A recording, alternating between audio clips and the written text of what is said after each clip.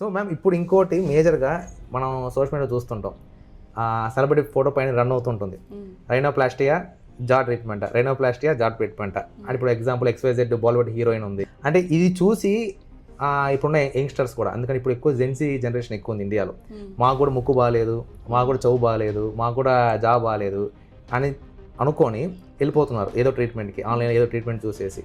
So దీన్ని కరెక్ట్గా ఎంతవరకు మనం క్లినికల్గా అంటే ఎట్లా గైడ్ చేస్తారు మీరు?